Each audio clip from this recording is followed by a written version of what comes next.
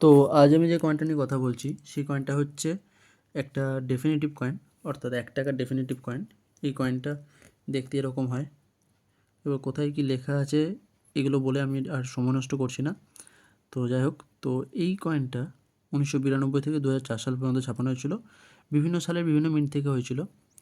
আমি আমার কালেকশন করার জন্য শুধুমাত্র এই কয়েনটার 92 সাল থেকে 2004 সাল পর্যন্ত চেষ্টা করেছি সমস্ত সালেরই সমস্ত মিন্টের একটা করে অ্যাটলিস্ট রাখার। যেমন এখানে 93 সালের 3টে আছে, একটা কলকাতা, একটা বোম্বে, একটা নয়ডা। যেমন এইটা আছে, এইটা আছে বোম্বে,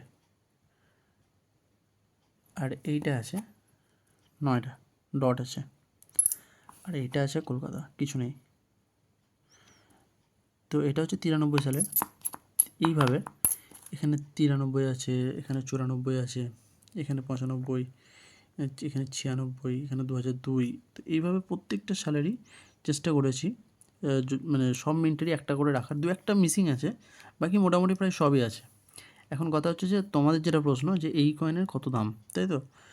সত্যি কথা বলতে গেলে আমি আবারও বলছি যে আমি দামের জন্য ভিডিও বানাই না, আমি আমার ভালো লাগে কালেকশন করি, তো দামের জন্য না। বাট রেয়ারের হিসেবে আমার কাছে 92 সালের কয়েন নেই।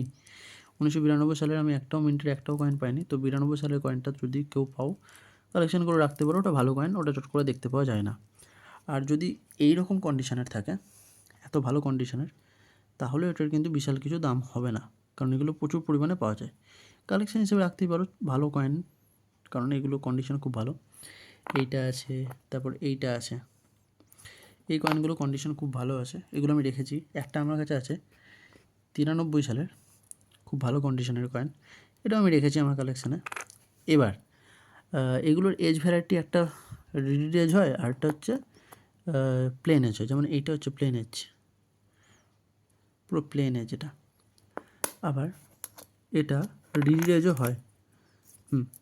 এই যে এই কয়েনটা ভালোভাবে যদি খেয়াল করে তাই দেখতে পাবে, এটা দাগ দাগ দাগ দাগ আছে সাইডে, আই থিঙ্ক বোঝা যাচ্ছে। হ্যাঁ, যে এইবার আমি ঘোরাচ্ছি, এবার দেখো, এবার বুঝতে পারবে। যাই হোক, তো এইগুলো রিডিড এজ হয় আর প্লেন এজ হয়, তো এটার বিশাল কিছু পার্থক্য হয় না। এবার আমি যে দুটো স্পেশাল কয়েন দেখাচ্ছি, একটা হচ্ছে এরর কয়েন, এটার এই সাইডের অংশটা একটু এক্সট্রা হয়ে গেছে, এইদিকে অংশটা কেটে গেছে, অপোজিট সাইডে এই অংশটা কেটে গেছে। এই ধরনের কয়েন যদি কেউ পাও এরর কয়েন, তাহলে সেটা কালেকশন করে রাখতে পারো। এক, দুই হচ্ছে যদি রোটেশন কয়েন পাও, অর্থাৎ এইভাবে ঘোরানোর পরে যদি ভারতটা যদি এরকম বা একটু যদি নড়ে যায়, এইরকম অবস্থান, এইরকমভাবে যদি থাকে, এই যে কোনোভাবে যদি থাকে, মানে যদি এইভাবে না থাকে, স্ট্রেট যদি না থাকে, এটাকে পুরো প্রপার এইভাবে ঘোরানোর পরে, তাহলে সেই সমস্ত রোটেশন কয়েন কালেকশন করে রাখতে পারো। আর দুই হচ্ছে এই সমস্ত কার্ড এরর, অর্থাৎ এই যে এইখানে একটু এক্সট্রা মেটালের মতো চলে আসছে, এইগুলোকে বলে কার্ড এরর। এই সমস্ত কয়েন যদি থাকে তাহলে সেটা কালেকশন করে রাখতে পারো। আর নাহলে 92 সালের কয়েন, 93 সালের ভালো কন্ডিশনের কয়েন, আর 2004 সালে ভালো কন্ডিশনের কয়েন কালেকশন করে রাখা যায়, এগুলো ভালো কয়েন। ব্যাস এটুকুই বলার এই কয়েন সম্পর্কে। এই কয়েন বাকি কমন কয়েন, এগুলো জমানোর কোনো মানে নেই। ভালো কন্ডিশন হলে নিজের কালেকশানে দু একটা অ্যাড করে রাখতেই পারো।